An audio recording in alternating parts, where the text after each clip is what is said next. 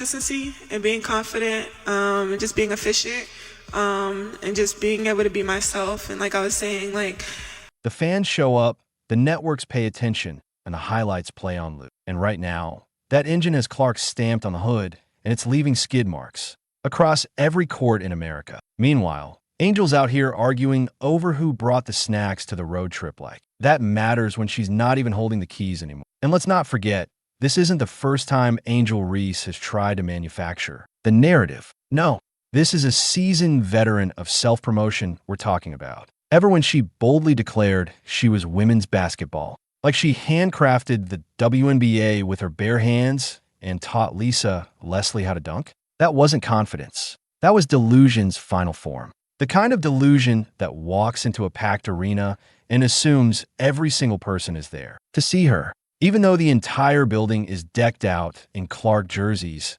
it's giving main character syndrome, but with none of the plot relevance. The sweet, cruel beauty of sports. It couldn't care less about your Instagram captions, your press conferences, or your Instagram captions. I'm here for the culture's sound bites. Nope, it cares about results, actual stats, ratings, and the kind of influence that gets you booked for a primetime special. Right now, Caitlin Clark is out here checking every box like she's solving a Rubik's Cube, while Angel Reese is scrambling to rewrite the syllabus halfway through the semester. Spoiler alert, the class isn't buying it, and the homework's not getting graded. This situation is going about as smoothly as a flat tire on a pogo stick. Fast forward to that epic moment when Reese was handed the Caitlin Clark question log. It was a hot potato dipped in toxic sludge. And what did she do? She froze. She dodged. She next questioned her way out of the frame like someone who just realized they're no longer the headline, but the awkward footnote no one reads.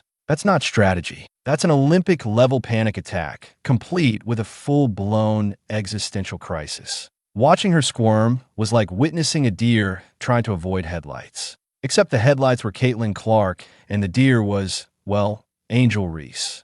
Angel Reese refused to say Caitlin Clark's name like it's Voldemort or something. But guess what? Caitlin doesn't need a shout-out. She's already owning the league and renting space in Reese's head. Reese thought she was women's basketball, but it turns out she's just a dramatic subplot. Now she's watching from the sidelines. While Caitlin Clark carries the whole sport on her back, let's dive into this deliciously awkward meltdown of misplaced confidence and basketball bitterness.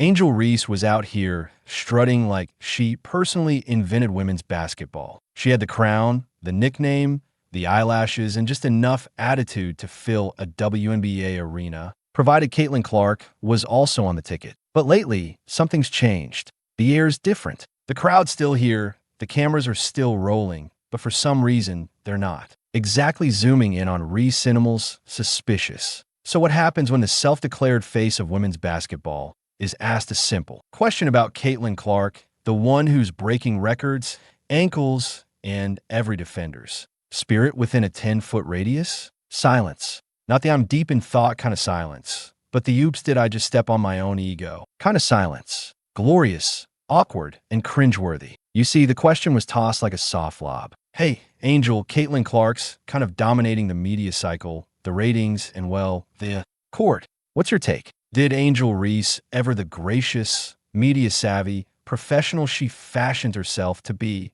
responded with the diplomatic equivalent of slamming the door in someone's face while shouting. Next question, it was a thing of beauty. Not because it was graceful, please. Let's not lie to ourselves. But because it was the verbal version of when a toddler pretends they can't hear you after you've told them to put their toys away. Reese didn't just ignore the question. She told the reporter to move on, as if Caitlin Clark is some low-level intern who accidentally wandered into a team huddle, as if the woman who's turning women's basketball into a mainstream spectacle is just some background extra in the Angel Reese show. Sweetheart, you wish. Because here's the deal. When you're the one driving the sport, you don't have to keep reminding everyone. The car just moves. The engine hums.